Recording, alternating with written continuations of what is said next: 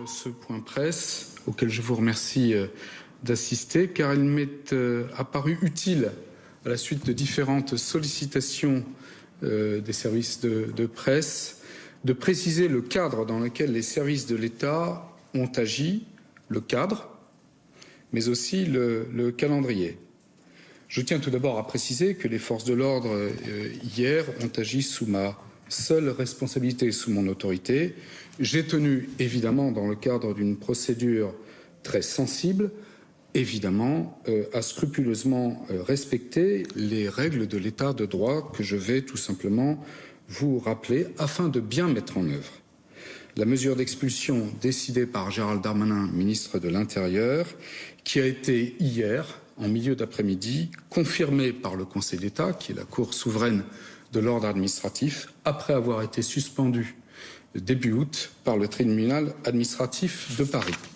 Lorsque je précise que l'arrêté ministériel d'expulsion a été suspendu début août par le tribunal administratif de Paris, je précise cet élément tout simple, c'est que cet arrêté ministériel d'expulsion en étant suspendu a été privé d'effet exécutoire. Il a donc retrouvé son effet exécutoire, il a retrouvé son effectivité hier dans l'après-midi. Dès que j'ai eu connaissance de la confirmation par le Conseil d'État, donc de la plus haute juridiction de l'ordre administratif, de la confirmation de la mesure d'expulsion, j'ai, comme le droit l'exige, je dis bien comme le droit l'exige, s'agissant de l'entrée dans un domicile privé, préalablement demandé l'autorisation d'une visite domiciliaire au juge des libertés et de la détention du tribunal judiciaire de Valenciennes. Je le remercie d'avoir délivré cette autorisation de visite domiciliaire aux forces de l'ordre en un temps rapide, mais cela n'a pas pu être immédiat. Auparavant, je tiens à rappeler que dans un État de droit et dans une démocratie, il est impossible de rentrer dans le domicile d'une personne privée. Dans le cas contraire, ce serait une voie de fait qui est gravement illégale. Mesdames et messieurs, c'est là que l'on doit repréciser la différence qu'il y a entre une procédure administrative et une procédure judiciaire. Une procédure ne devient judiciaire que dès lors que l'infraction a été commise. Dès lors que le Conseil d'État a confirmé le caractère fondé et légal de l'arrêté ministériel d'expulsion, dès lors que M. Hassan Iquioussen n'était pas sur la voie publique, il fallait demander l'autorisation au juge des libertés de la détention, l'autorisation de rentrer dans son domicile privé.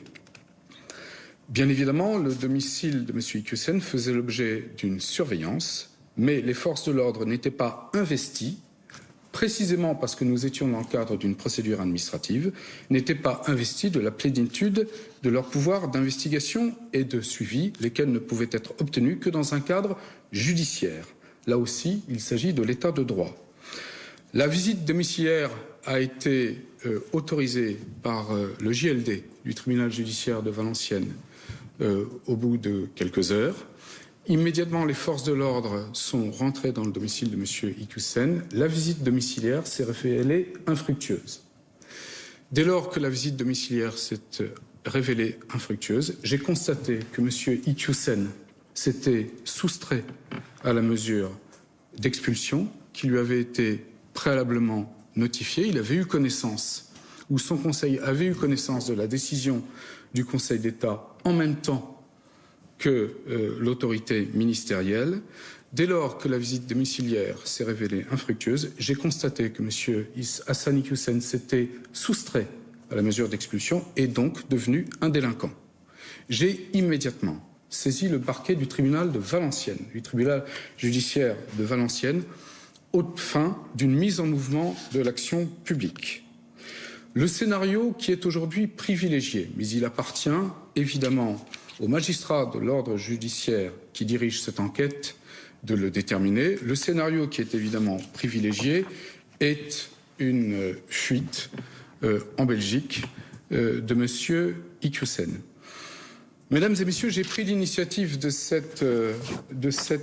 point pour répondre à vos questions, mais pour vous repréciser cette différence fondamentale qui est au cœur de notre ordre constitutionnel et qu'il y a une procédure administrative et que cette procédure administrative, à un moment, bascule dans l'ordre judiciaire par l'effet d'un signalement au titre de l'article 40 auquel j'ai procédé hier dans la soirée.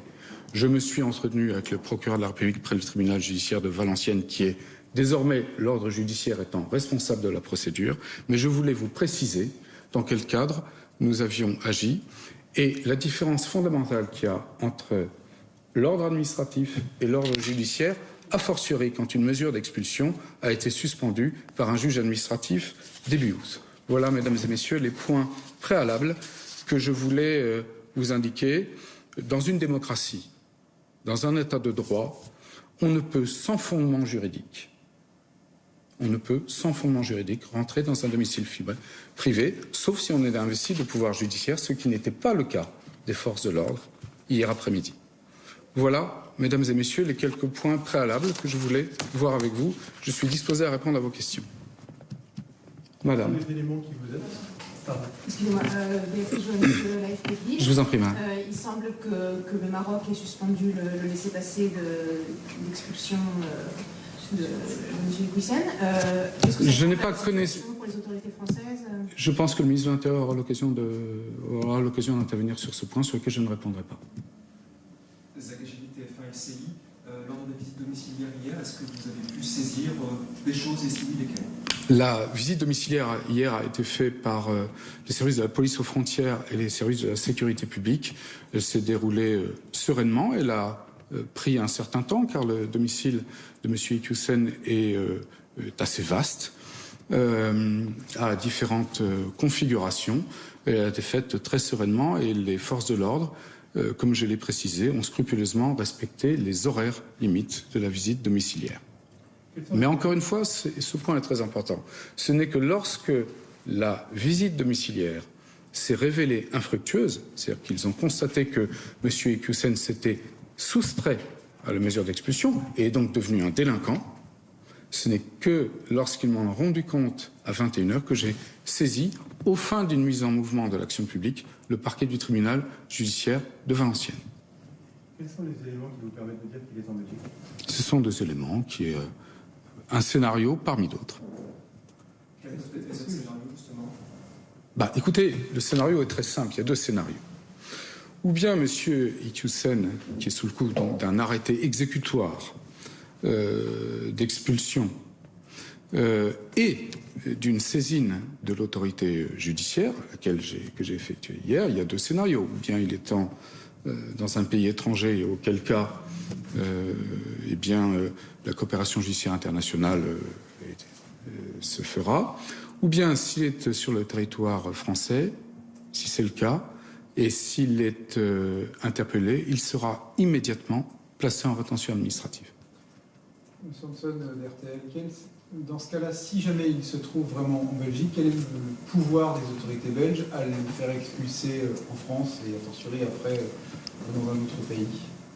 Est-ce que d'un point de vue légal, les Belges peuvent dire voilà, on l'expulse? C'est pas à moi de répondre à cette question-là. Il y a une collaboration entre les... Ce n'est pas à moi de répondre à cette question-là. Est-ce que son inscription au fichier des personnes recherchées ne serait pas caduque du fait qu'il soit lui-même auto-expulsé d'une certaine façon? Au contraire. Cette inscription qui ne date pas d'hier, qui a été préalable, est encore renforcée par le fait qu'il s'est délibérément soustrait à la mesure d'expulsion. Avant la visite domiciliaire, depuis combien de temps on n'avait pas eu de traces, entre guillemets, de Saddam Hussein? Je ne répondrai pas à cette question, puisque nous étions dans le cadre d'une procédure administrative. Alors, il va de soi que les différents lieux, il y en a plusieurs où M. Iqoussen pouvait se trouver, faisait l'objet évidemment d'une surveillance, mais il est très important de préciser que celle-ci s'est exercée dans un cadre administratif. Nous sommes dans un état de droit, c'est notre force, monsieur. Nous sommes dans une démocratie, et dans une démocratie, dans un état de droit, lorsqu'on est dans un cadre administratif, le préfet et les forces de l'ordre sont tenus de scrupuleusement le respecter. Quels sont les moyens? Et s'agissant d'une monsieur Iqoussen, il disposait de plusieurs endroits où il pouvait être. Justement, il n'y a pas eu d'autres visites domiciliaires dans d'autres... Il y a hier eu 2 visites domiciliaires. Donc celle de Lourches, enfin, le fameux... Il y a eu hier, j'ai demandé au JLD qui me les a octroyées 2 visites domiciliaires. Quels sont les moyens mis en place justement aujourd'hui pour tenter de le retrouver? À partir du moment où j'ai saisi le procureur de la République, il est responsable de l'action publique. Et je me défends de répondre à sa place.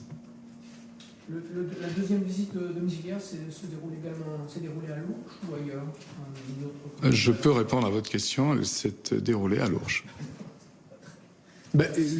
Je suis désolé de vous dire la stricte vérité, monsieur. Monsieur Iquioussen était susceptible de se trouver dans 2 domiciles. Et donc, comme le droit l'exige, on ne peut pas rentrer, je dirais, par accident dans un domicile sur lequel nous ne sommes pas investis par le JLD. J'ai demandé 2 visites domiciliaires au JLD, lequel a délivré 2 autorisations de visite domiciliaire, lesquelles sont sur la même commune. Je vous disais tout à l'heure que le domicile ou les domiciles sur lesquels M. Iquioussen était susceptible d'être étaient composites et assez vastes. Vous dites que son domicile faisait l'objet d'une surveillance, laquelle était proportionnée au pouvoir administratif dont je disposais. Ce qui fait étonner certains en disant s'il était sous surveillance, comment ça se fait que... Mais, cher monsieur, je comprends bien cette question-là, évidemment. Mais comme je vous le précise, monsieur Iquioussen était susceptible de se trouver à plusieurs endroits, lesquels faisaient l'objet d'une surveillance. Mais cette surveillance était proportionnée au pouvoir d'investigation dont les services de police bénéficiaient dans un cadre administratif. Dans un cadre judiciaire, ces pouvoirs sont susceptibles, si le juge le décide ainsi, d'être renforcés. Mais à la préfecture du Nord, force de l'ordre du Nord, comme partout ailleurs en France, nous respectons le droit. C'est la différence fondamentale qu'il y a entre l'ordre administratif et l'ordre judiciaire. Ça veut dire qu'il surveillait des endroits où il n'était pas? Où il était susceptible d'être. On n'était pas sûr qu'il y était. Susceptible d'être, cher monsieur. Et qu'est-ce qu'on ne peut pas faire quand on est dans le cadre d'une procédure administrative? Je sais pas, par exemple, est-ce que ça veut dire que la surveillance n'était pas 24 heures sur 24? Je ne rentrerai pas dans ce type de débat. Ce que je peux vous dire, c'est qu'il est évident qu'il y avait plusieurs endroits où il était susceptible d'être. Mais en même temps, nous intervenions dans un cadre administratif et nous sommes dans une démocratie, dans un état de droit dans lequel il est impossible, il n'est pas souhaitable, en dehors de cas de flagrance, d'exercer une surveillance permanente sur une personne, a fortiori quand un arrêté ministériel de l'exécution a été suspendu, donc privé des faits exécutoires. C'est toute la différence qu'il y a entre l'ordre administratif et l'ordre judiciaire, entre un arrêté qui est suspendu et qui est donc privé de son effet exécutoire, et un arrêté qui retrouve son caractère exécutoire. Et enfin, encore plus puissant lorsqu'on est dans l'ordre judiciaire. C'était depuis quand, en fait, cette surveillance administrative? Y a-t-il d'autres questions? Pour répondre à la question de mes collègues, certains, en tout cas certains proches du dossier, disent que M. Iquioussen n'est plus dans le secteur depuis 3 semaines. À quoi donc justement cette... Cher monsieur, de la même manière que monsieur Iquioussen était susceptible d'être en plusieurs endroits, c'est une personne qui est propriétaire de plusieurs biens immobiliers, cela ne vous a pas échappé. Après, toute personne est libre de faire les commentaires qu'elle veut. Ça suscite d'ailleurs beaucoup plus de commentaires que de solutions. Ce que je sais, mesdames et messieurs, c'est que dès lors qu'il s'est soustrait à un arrêté ministériel d'expulsion, M. Iquioussen est devenu un délinquant. Il était de mon devoir de le signaler au procureur de la République. C'est ce que j'ai fait hier à 21h. Est-ce que les personnes sont placées sous surveillance ou pas aujourd'hui dans ce dossier? Je ne répondrai pas à cette question. Je ne peux intervenir sur ces questions. Qui est un peu lié, mais à propos de M. Abderrahim Saya, est-ce que sa procédure d'expulsion est avancée, est en cours? Est-ce que la commission départementale s'est réunie? Il me semble que j'ai, dans l'invitation que j'ai faite à la presse, précisé que le domaine sur lequel je souhaitais intervenir était... Mais vous tentez votre chance et je vous en remercie. Libre à moi de ne pas répondre à votre question. Merci beaucoup. Merci infiniment. Ce que je peux faire maintenant, si vous le souhaitez, c'est répondre individuellement aux questions que vous voulez me poser.